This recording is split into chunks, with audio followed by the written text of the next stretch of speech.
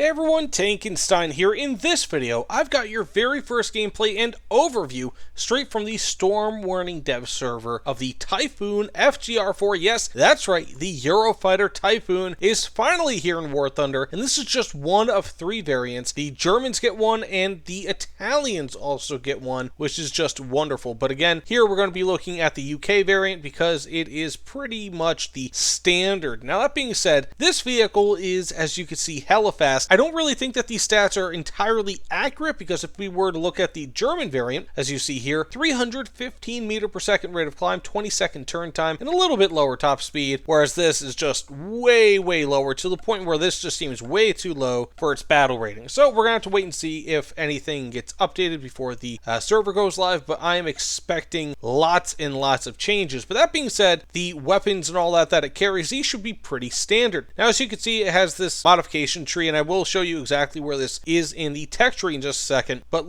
let's look at these weapons for a second. You can carry AIM 120B AMRAAMs, which are pretty damn good. AIM 9Ls, of course, these are your standard, but they upgrade to the AIM 9Ms, which are much better than, of course, the Ls with IRCCM and smokeless motors. You can also carry up to 18 Brimstone ATGMs or AGMs, however you want to call them. Absolutely phenomenal. These things are freaking crazy. So this will be pretty damn capable versus air, versus ground, and of course has a Lightning 2 targeting pod. You can even carry up to 10 missiles if you so choose, if you get rid of one of the AIM 120B AMRAAMs on the wings, each of the wings, and you replace them with 2 AIM 9Ms each. Now, looking at the tech tree, as you can see, it is right after the JAS 39C, so this will be on this line of the tech tree. So if you already have the JAS 39C, you should be able to get the Typhoon shortly thereafter. But that's pretty much it. Pretty standard upgrade over what we had previously. Again, I expect some pretty decent changes here on the stats. That being said, let's go ahead and get into a match or two and see how this thing functions. I am stoked. Also, 320 countermeasures and 64 large caliber. Not bad. Let's get into it. So just on the takeoff run here, as you can see, I am pretty much outpacing everybody, but also bear in mind, this is fully spaded, so that might not be entirely indicative of what you can expect. But just thus far, I mean, yeah, this thing is way outpacing its stat card. I'm already going 700 kilometers per hour with a full loadout, and unfortunately, it looks like the cockpit is not yet loaded in. Let's go ahead and just look at this thing. I mean, absolutely beautiful. Beautiful. So, I mean, this thing, I'm already going Mach 1.2 near sea level. Roll rate is phenomenal. This thing, let's throw this 14 Gs of overload I just had there. 13 Gs consistently. Okay, not too bad. This this thing seems to be hella maneuverable. I mean, I'm very impressed with it thus far. We have TWS on, of course, for the AMRAAMs. I do have 6 of them. Basically I just went with 2 AMRAAMs instead of those 4 AIM 9Ls because, of course, we're looking more at the capabilities of this aircraft, which include its radar, which is very important for, I would say, most people. Okay, we have an enemy there. Let's go ahead and fire at him. Fire at him. Okay, we have our maws set up. Oh yeah, I forgot. I've got a helmet-mounted display. Totally forgot about that. We have a kill.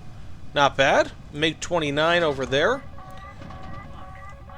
Okay, even though I've got an ace crew, this is giving me some fits here.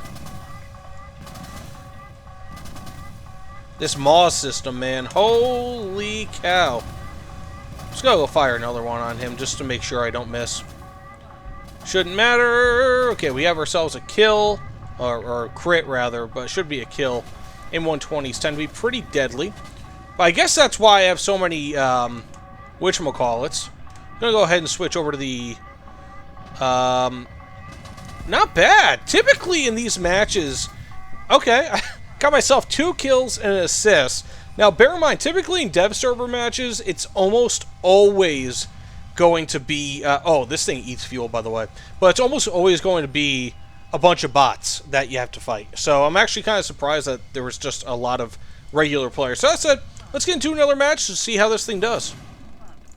So what I can tell you guys thus far about this thing, I'm extremely impressed by its radar, its maneuverability, and that includes, of course, its roll rate, turning capabilities, all that sort of thing. And I'm also really, really impressed by its overall speed. I mean, it is absurdly quick. Like I said, far quicker than its stat card indicates. Like, am I being shot at by my eye? Also, its radar warning receiver seems to be very, very advanced. Okay, this guy definitely knows I'm here. Oh, maybe not, actually. Okay, I'm going to go fire another one at him, and just for good measure, go ahead and fire an AIM 9-4 at him. And we have ourselves a kill with the AIM 120B. But, I mean, in general, wow. This thing, I mean, holy cow. Like, genuinely, it's really, really good.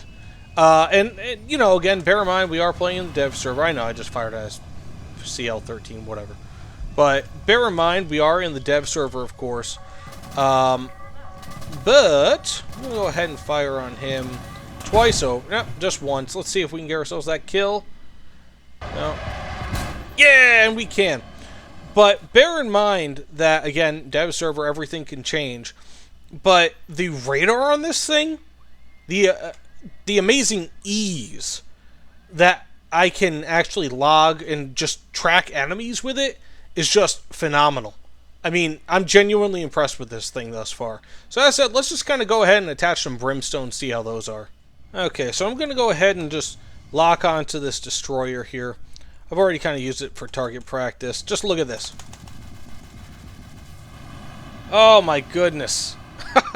I know that's pretty similar to what you can expect with a lot of, you know, missiles like that, but I don't know. It's just so satisfying. So, let's go ahead and get up. Now, these LJ dams, if I'm not mistaken, can be used with lasers, or, if you so prefer, they can also be used with just GPS guided. So, we're just going to go ahead and use that real quick. But, like, look at this maneuverability. Even with, you know, a small loadout at this point, it's still really, really nice. So, I'm going to go ahead and just launch a single whatever there. Okay, so I guess it's just in laser mode. So I'm not entirely sure how I'm going to change that. But not too big of a deal. Let's go ahead and just drop it. I'm sure that it'll switch to non-laser. Maybe if I didn't have the targeting pod, or if I, you know, maybe like lost laser track or something of that nature. So, let's go ahead and just target this guy. Let's go drop a bomb on him. Let's see how it tracks. I'm interested. Man, wouldn't that suck? Just to be driving along one day and boom! Just bomb drops on you. Once I remember I dropped a freaking, I think it was a 2,000-pound bomb directly on top of a T-95, and all it did was just dig a ditch underneath it. It just pissed me off so much. Anyways, let me know what you guys think about this in the comments below. I mean, I am genuinely impressed by this thing. Like, look at this rate of climb. Even with all this payload, I'm still gaining speed going near vertical. Around, like, what, 70 degrees? That's just absurd to me. And even going basically pure vertical, I'm hardly losing all that much speed. It's just absurd. So, let me know what you guys think about this in the comments below. But genuinely, I am impressed. Like, this is going to be crazy, how good this thing is in the actual game. But either way, thanks again for watching. I'll see you all on the other side. Take care, everyone.